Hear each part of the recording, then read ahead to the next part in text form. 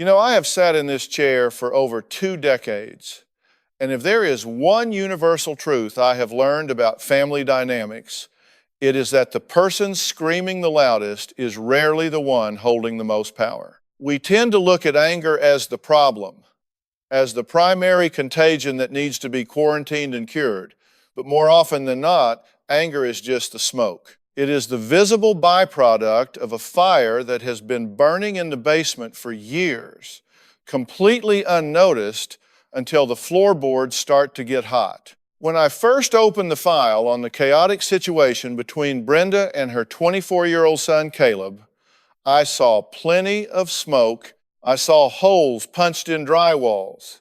I heard audio recordings of guttural screaming that would make the hair on the back of your neck stand up. And I read police reports that detailed a young man who seemed completely out of control. But as I flipped through the pages of Brenda's desperate letters, something else caught my eye.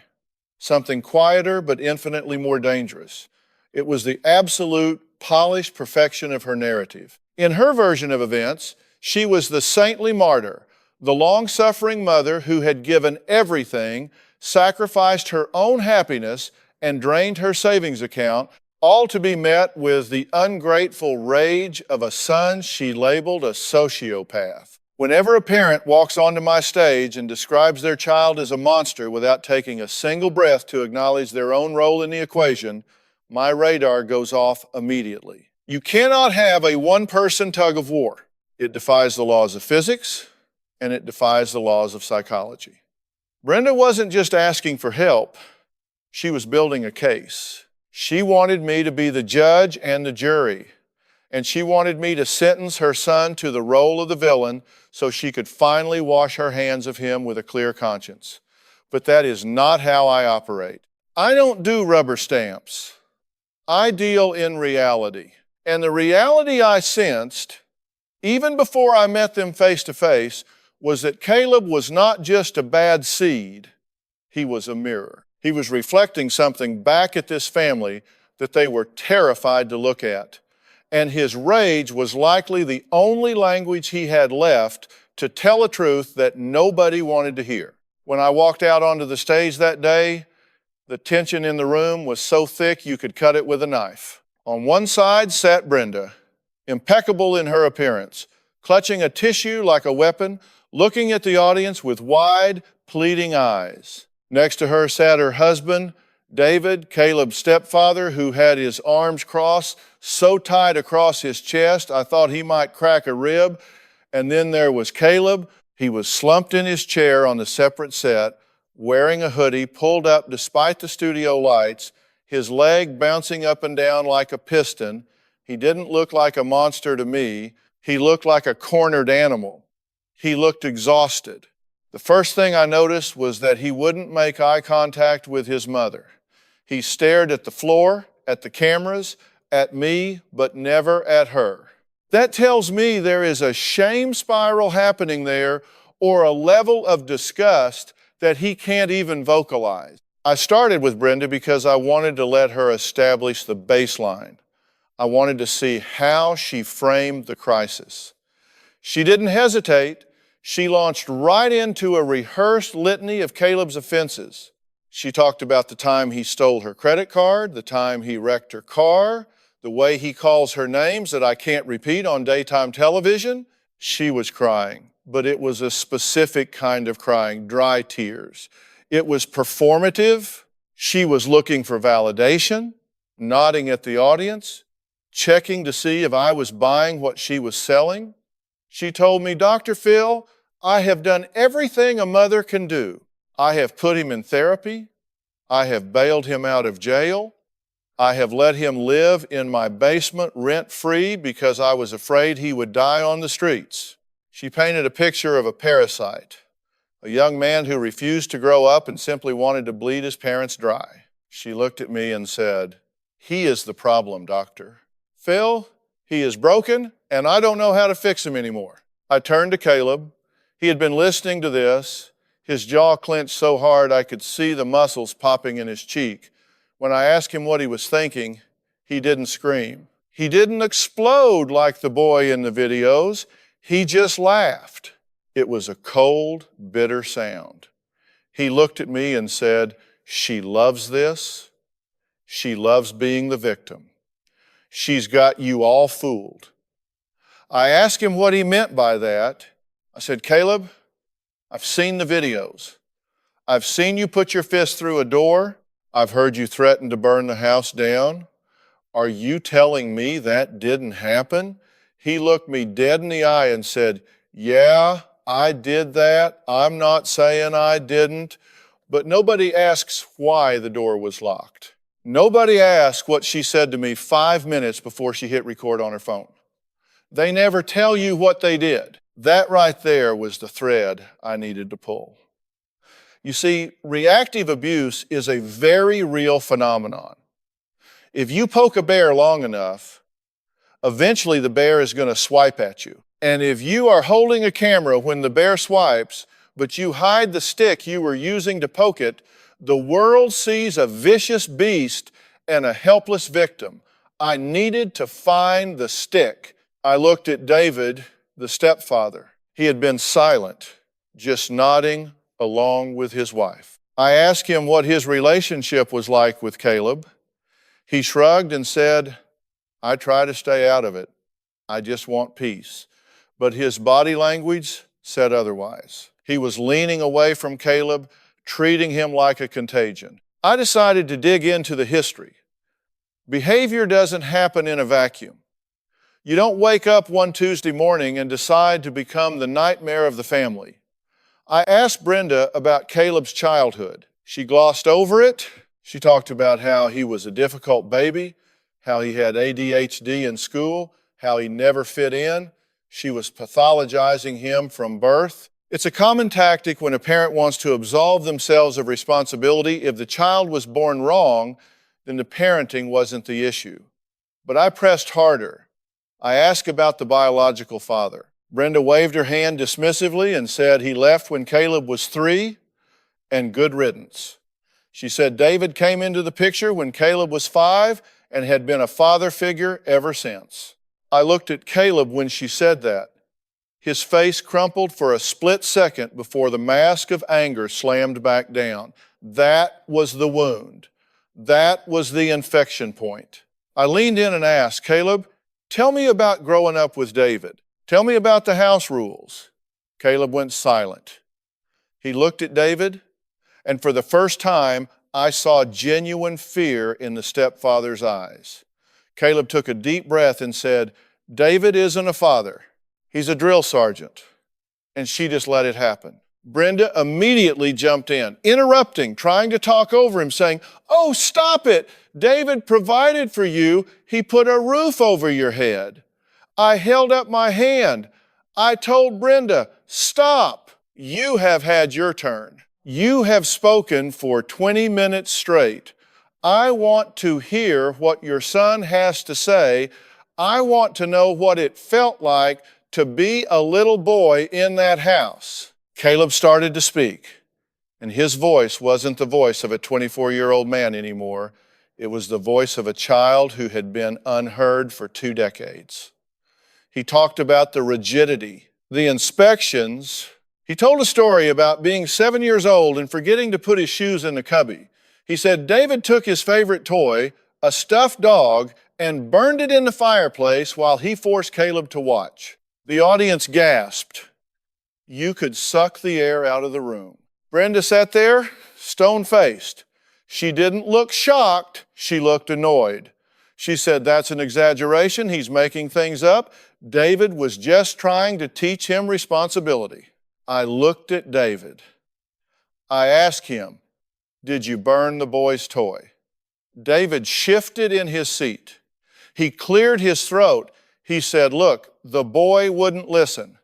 I had to make an impression. I had to teach him that actions have consequences." He didn't deny it. He rationalized it. And in that moment, the dynamic shifted. The audience wasn't looking at a monster anymore. They were looking at a survivor. But I knew this was just the tip of the iceberg. Burning a toy is cruel, but it doesn't explain the level of vitriol I was seeing in Caleb today. There was something else. There was a betrayal that went deeper than strict discipline. That moment regarding the burnt toy was pivotal, not just because of the act itself, but because of what happened immediately after. I watched Brenda's face closely. A mother's natural instinct, her biological imperative, is to protect her cub. When a threat enters the environment, she is supposed to be the shield. But Brenda didn't flinch. She didn't reach out to touch Caleb's arm or offer a look of sorrow. Instead, she stiffened. She looked at me with this tight, pinched expression and said, "Dr. Phil, you have to understand, Caleb was impossible to control. He would have destroyed the house if David hadn't stepped in." She was rewriting history in real time, justifying psychological torture as necessary discipline. That tells me everything I need to know about the hierarchy in this home. In Brenda's world, keeping David happy was the priority. Keeping Caleb safe was an afterthought. I looked at Caleb and I saw a young man who had learned a very hard lesson at a very young age. He was alone. When a child realizes that his mother is not his ally, but a co-conspirator in his pain, something breaks inside. That trust is the foundation of every relationship a person will have for the rest of their life, and Brenda and David had taken a sledgehammer to it before the boy could even tie his own shoes. This is where the anger comes from. We call it acting out, but that is a misnomer. It is acting in. He is internalizing the chaos of his environment and then projecting it back out because he doesn't have the verbal tools to say, "Mom, you are hurting me by letting him hurt me." This pattern didn't stop when Caleb turned 10 or 12. It metastasized. As we moved the timeline forward, I started to see how the dynamic shifted from physical intimidation to psychological warfare. Caleb told me about his teenage years. He described a house that was bugged. David had installed cameras in the living room, the kitchen, and even pointed one down the hallway toward Caleb's bedroom door. They claimed it was for security, but Caleb knew better. It was for surveillance. He said he couldn't get a glass of water in the middle of the night without knowing David would be reviewing the footage the next morning, looking for a mistake, a mess, a reason to revoke privileges. Imagine living in a medium security prison where the warden is your stepfather and the parole officer is your mother. You would be angry too. You would be looking for a way to riot. The escalation into young adulthood was inevitable. Brenda kept waving these police reports at me like trophies. She said, "Look at this. He was arrested for disorderly conduct at 19. He was picked up for vandalism at 20. She wanted me to focus on the rap sheet, but I wanted to know the context. I asked Caleb about the disorderly conduct charge. He explained that he had tried to move out. He had packed his bags, determined to get away from the cameras and the criticism. But when he tried to leave, Brenda stood in the driveway. She didn't hug him goodbye. She told him that the car he was driving, a car he had made payments on, but which was in her name for insurance purposes, was staying put. She told him if he drove off the property, she would report it stolen. Think about the level of control required to do that. You have a son trying to launch, trying to remove himself from a toxic situation, which is exactly what you claim you want, and yet you sabotage his exit. Why? Because a toxic system needs a scapegoat. If Caleb leaves, who do Brenda and David have to blame for their unhappiness? If the problem walks out the door, they might have to look at each other, and that is a terrifying prospect for them. So Caleb got out of the car, screamed at her in the driveway, screamed things he probably regrets, fueled by impotent rage, and the neighbors called the cops. When the police arrived, Brenda played the weeping mother, David played the concerned protector, and Caleb, the kid in the hoodie with the loud voice, went to jail. That is the narrative they have been spinning for years. This brings us to the monster Brenda describes today. She sent my producers a video clip that she secretly recorded on her phone just 3 weeks ago. It was the catalyst for them coming on the show. In the video, the camera is shaky, pointing at the floor, but the audio is crystal clear. You hear Caleb roaring. He sounds unhinged. He is shouting, "I hate you! You are a liar! You ruined everything!" Then there is a loud crash, the sound of drywall breaking, and the video cuts off. Brenda played this for me with a triumphant look on her face, as if to say, "Case closed." I turned to Caleb and asked him the question that nobody else had asked. I said, "Caleb, I hear the rage. I see the hole in the wall. That is unacceptable behavior. You are a grown man, and violence is never the answer." But I need to know what happened in the 5 minutes before that recording started. What was said that isn't on the tape? Caleb looked at his mother, his eyes burning. He said, "She told me she had spent my tuition money." The studio went silent. I turned to Brenda. I asked her, "Is that true? Did you spend the money intended for his education?" She started to stutter. She adjusted her blouse. She looked at David. She said, "Well, Doctor, Phil, it's complicated. We had expenses. The roof needed fixing. And frankly, with his attitude, we didn't think he was college material anyway. We thought it would be a waste of money to send him when he can't even respect us in his own home." There it was, the bait and switch. They had held this promise of a future over his head, used it as a carrot to demand compliance, and then, when they decided he wasn't good enough, they unilaterally decided to liquidate his future to fix a roof. And then, when he found out and reacted with the devastation of a young man who realizes his lifeline has been cut, she hit record. She captured the reaction to the betrayal, but she deleted the betrayal itself. That is gaslighting in its purest, most toxic form. It is designed to make the victim question their own sanity and to make the observer believe the victim is the aggressor. I leaned forward, looking straight at Brenda. I said, "So let me get this straight. You took money that was promised for his education, money that maybe he even contributed to through birthday checks and summer jobs over the years, and you spent it on home repairs without telling him. And then, when you finally dropped that bomb on him, you decided it was the perfect time to film a documentary about how scary he is. Brenda, that isn't parenting. That is entrapment. You are setting bear traps in your living room and then complaining that the bear is bleeding on your carpet."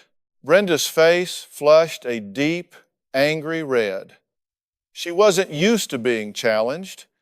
She was used to being the long-suffering martyr who gets sympathy from the church group and the neighbors.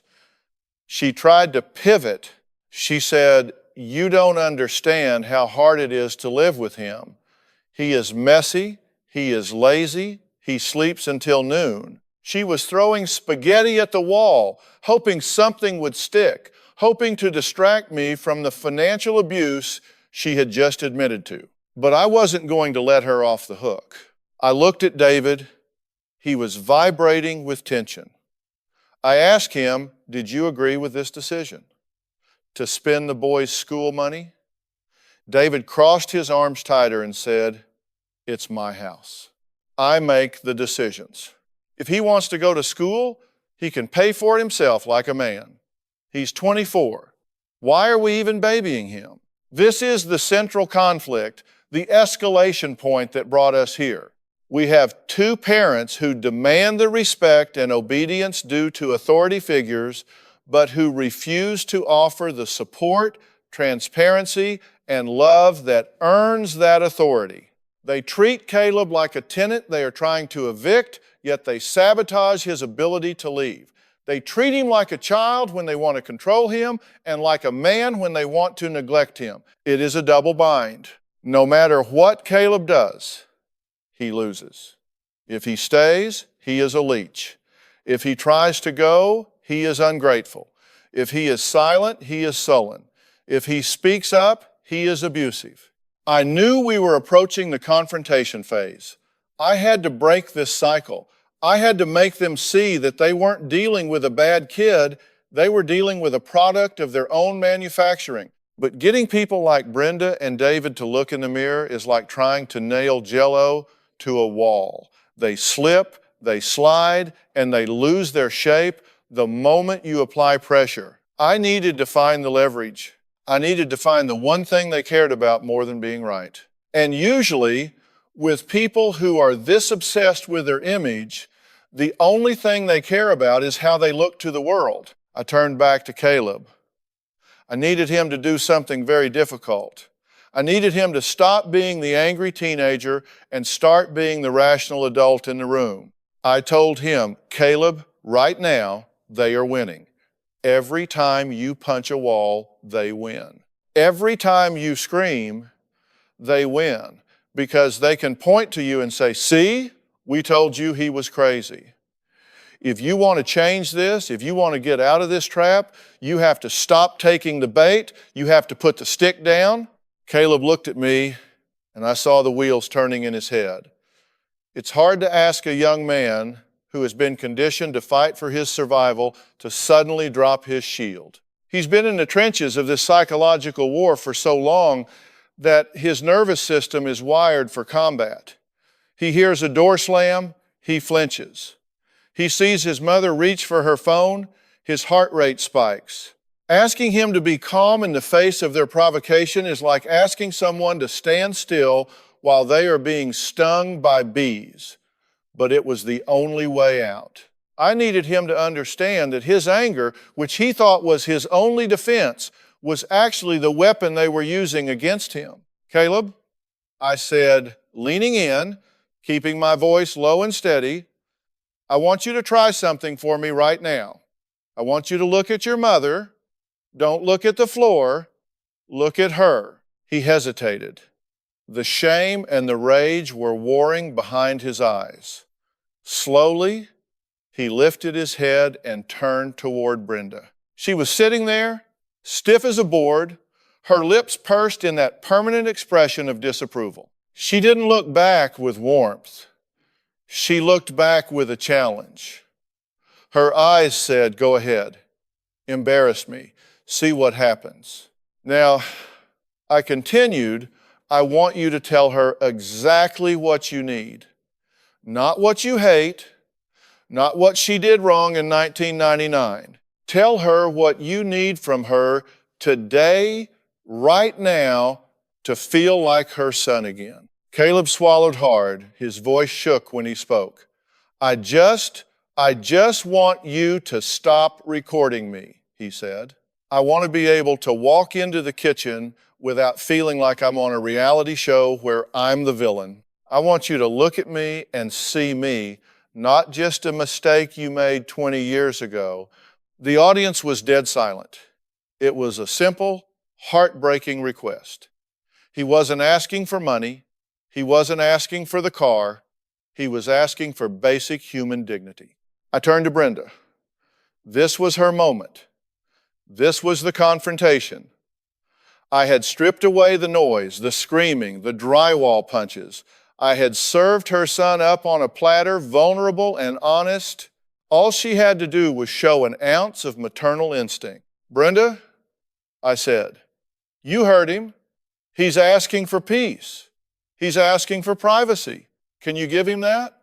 Brenda sighed, a long, dramatic exhale that seemed to deflate her entire posture. She looked at me, then at the audience, and then finally at Caleb. Doctor, Phil, she said, her voice dripping with condescension, I would love to stop recording him. I would love nothing more. But how can I protecting myself? If I don't record him, who will believe me when he goes off the rails? He says he wants peace, but he brings chaos. I record him for my own safety. There it was. The deflection. The refusal to accept the olive branch. She took his vulnerability and used it as an opportunity to reassert her narrative of victimhood. She wasn't interested in a solution. She was interested in exoneration. I felt the temperature in the room drop. I looked at David. And you, sir? What about the cameras in the house, the ones watching him sleep? Do you think that's conducive to a healthy relationship? David scoffed. If you have nothing to hide, you have nothing to fear. It's my house. I have a right to know what goes on under my roof. I stood up then. I don't do this often, but sometimes you have to change the physical dynamic of the room to break through the mental block. I walked over to the monitors where we had the footage queued up, not the footage Brenda sent, but the footage my team had gathered during the backstage interview. We had microphones on them while they were in the green room before the show started. They knew they were mic'd. But people like this tend to forget the world is listening when they are focused on their own grievances. I want to play something. I said, this is from about an hour ago. You two were alone in the green room. Caleb was in a separate holding area. The audio played over the studio speakers. It was Brenda's voice, clear and sharp. He better not cry out there. If he starts crying, it makes me look bad. I told him, you stick to the script. We are at our wits' end. That's the line. Then David's voice, don't worry. If he acts up, I'll handle it when we get back to the hotel. He knows the drill. The silence that followed was deafening. Brenda went pale. David looked like he wanted to fight me. The mask had slipped.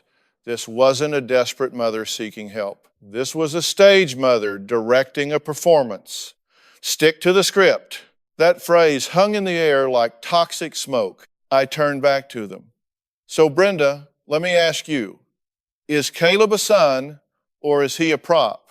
Because what I just heard doesn't sound like a mother worried about her child's mental health.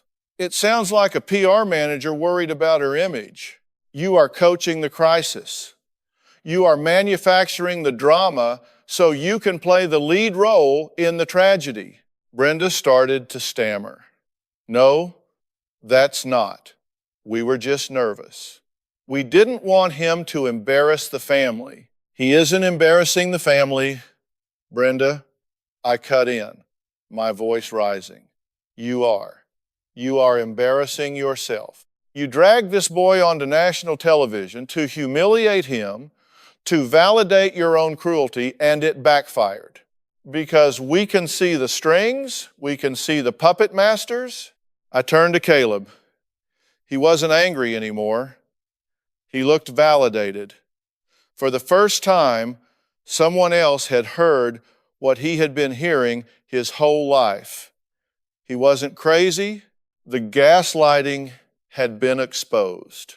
Caleb, I said, I want you to listen to me very carefully. You are not a sociopath. You are not a monster. You are a young man living in a hostile environment that is designed to make you fail. They are setting you up to explode so they can punish you for the explosion. It is a rigged game, and the only way to win a rigged game is to stop playing. I looked back at the parents. I had to deliver the hard truth. The confrontation phase isn't just about exposing the lie, it's about offering a choice, a stark, binary choice. Here is the reality, I told them. You have two options today. Option A, you continue down this path. You keep the cameras, you keep the judgment, you keep the financial secrets. And I guarantee you, within 5 years, you will never see this boy again. He will cut you out like a cancer, and he will be right to do so. You will grow old alone, telling your stories to anyone who will listen about your ungrateful son, but you will know the truth. You will know you drove him away. I paused, letting that sink in. Brenda was crying now, and for the first time, it looked like real tears, tears of fear. Or, I continued, option B, we tear up the script. Right now, you go home and you take down every single camera. You apologize, genuinely apologize for the tuition money. You stop recording him. You treat him like a tenant who pays rent and respect, and you give him the respect of a landlord who wants a good relationship. You acknowledge that you have failed him, and you ask for a chance to earn back his trust. Not his obedience, his trust. I looked at David, and you, sir, you step back. You are not his drill sergeant. You are his mother's husband. If you can't be a mentor, be a ghost. Stay out of his way. David glared at me, his ego bruised, but he didn't argue. He knew he was outnumbered. The audience was staring at him with collective judgment. I turned back to Brenda. So, what's it going to be, Mom? Do you want to be right, or do you want to be in a relationship? Because you can't be both. She looked at Caleb. He was watching her, waiting.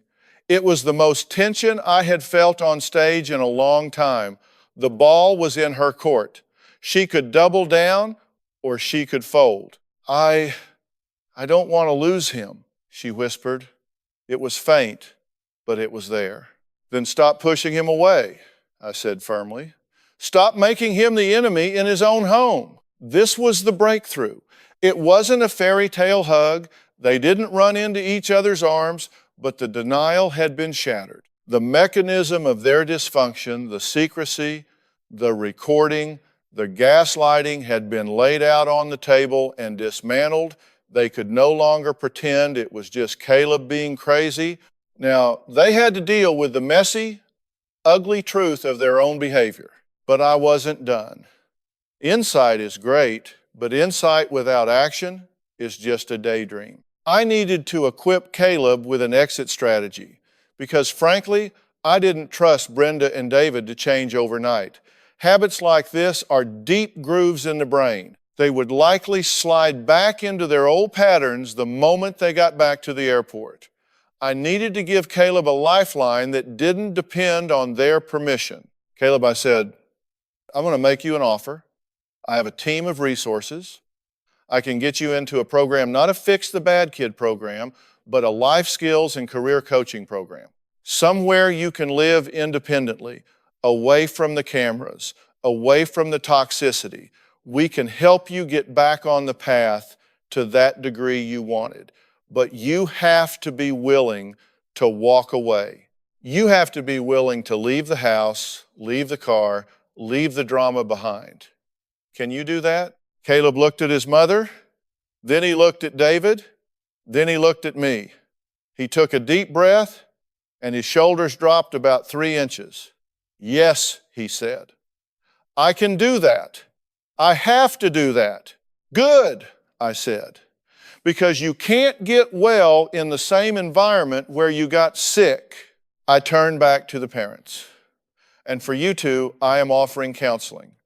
Serious, intensive family therapy, but not with Caleb, just the two of you. You need to figure out why you need a scapegoat to make your marriage work. You need to figure out why you need to control a grown man to feel secure. Until you fix that, you aren't safe people for him to be around. Brenda nodded slowly. She looked defeated, but it was a healthy defeat. It was the defeat of her ego. David just stared at the floor, his arms finally uncrossed, his hands resting on his knees. He looked smaller. The bully always looks smaller when the lights are turned on. The air in the studio had changed. It wasn't lighter. Exactly, reality is heavy, but it was clearer. The smog of blame had lifted, and for the first time, we were looking at the raw, jagged landscape of this family's dysfunction. I had offered Caleb a way out, and he had taken it. That was a victory. But as we moved toward the conclusion of our time together, I knew that the hardest work was yet to come. The show ends in 45 minutes. Life goes on for 45 years. I needed to ensure that what happened here wasn't just a dramatic television moment, but a genuine turning point. I looked at Caleb. He was sitting differently now. At the beginning of the hour, he was slumped, defensive, a ball of kinetic energy ready to explode. Now, he was upright. He looked tired, yes. but it was the fatigue of a soldier who has just put down a heavy pack after a long march. He wasn't looking for his mother's approval anymore. He was looking at a future that didn't include her surveillance. Caleb, I said, I want you to understand something. Leaving is going to be hard. It's going to be lonely at first. You've been fighting a war for so long that peace might feel boring. You might feel the urge to pick a fight just to feel normal. That's the trauma talking. Don't listen to it. He nodded. I know. I don't know who I am without the fighting. It's been my whole life. That is exactly why you need to go, I told him. You need to find out who Caleb is when he isn't defending himself against David. You need to find out who Caleb is when he isn't being recorded by Brenda. That is the most exciting journey you will ever take. I turned my attention back to Brenda and David. They were still processing the shift in power. Brenda was dabbing her eyes, but she was also glancing at David, gauging his reaction. The codependency there was strong. They fed off each other's grievances. Without Caleb as the common enemy, I worried they would turn on each other, or worse, unite in their resentment and try to pull him back in. Brenda, I said, my voice softer now, but firm. I'm going to send you home with a challenge. You said earlier that you love your son. I believe you think you do. But love isn't just a feeling, it's a behavior. Love is allowing someone to grow, even if that means they grow away from you. Love is respecting their boundaries. If you really love him, you will let him go. You will not guilt trip him. You will not threaten him. You will not call the police because he didn't answer a text message. Can you commit to that? She took a shaky breath. It's going to be quiet in the house, she admitted. That was the most honest thing she had said all day. Yes, I agreed, it will be. And in that quiet, you're going to hear things you've been ignoring. You're going to hear the cracks in your marriage. You're going to hear your own insecurities, and that is what the therapy is for. Don't run from the quiet. Learn from it. David was still the wild card. He hadn't said much since the audio recording was played. His authority had been publicly challenged, and for a man like him, that is a deep wound. I needed to make sure he didn't sabotage this plan out of spite. David, I said, locking eyes with him, you have a choice too. You can go home and be the angry man who lost control of his stepson. You can stew in that bitterness, or you can decide to be a partner to your wife. She is going to need you. She is going to be grieving the loss of her role as the martyr mother. If you want peace in your home, you need to support her healing, not feed her paranoia. Are you man enough to do that? He looked at Brenda, then back at me. He gave a curt nod. I just want peace, he repeated. If him leaving brings peace, then let him go. It wasn't a heartfelt apology, but it was a concession. It was a ceasefire. And sometimes a ceasefire is the best you can hope for in a war zone. I wrapped up the segment by reinforcing the plan. My team would coordinate Caleb's transition to the program. We would handle the logistics so that he wouldn't have to negotiate with his parents for basic necessities. We were removing the leverage they held over him. No more car for compliance, no more tuition for submission. He was going to start fresh with nothing but his own potential and the support of professionals who didn't have an axe to grind. As the cameras pulled back and the audience applauded, I felt that familiar mix of hope and caution. I've seen thousands of families. I know that the road to recovery is rarely a straight line. There would be setbacks. Caleb might stumble. Brenda might send a manipulative text at 2 a.m. David might make a snide comment on Facebook, but the dynamic had been broken. The secret was out. The monster had been revealed to be a young man in pain, and the saints had been revealed to be flawed, controlling people. I walked over to Caleb and shook his hand. His grip was firm. "You got this," I told him. "Don't look back." He looked me in the eye, and for the first time, he smiled a real smile, not that bitter laugh from the beginning. "Thank you," he said, "for hearing me." That's the job. That's why I sit in this chair, to hear the things that are being screamed in silence, to look past the smoke and find the fire. And today, I believe we put the fire out. Whether it stays out depends on them. But at least now, the smoke has cleared enough for them to see the exit signs. As I watched Caleb walk off the stage, shoulders a little lighter, head a little higher, I couldn't help but reflect on the broader implications of what we had just witnessed. This wasn't just a story about one dysfunctional family in the suburbs. It was a microcosm of a much larger issue that plagues so many relationships: the weaponization of narrative. We live in a world where everyone has a camera in their pocket, where everyone can curate their own reality and broadcast it to the world. Brenda had tried to use that power to define her son, to trap him in a digital cage of her own making. She thought that if she could just show the world his worst moments, she would be absolved of her own. But truth has a funny way of leaking out around the edges of even the most carefully edited video. The aftermath of a show like this is always the most critical period.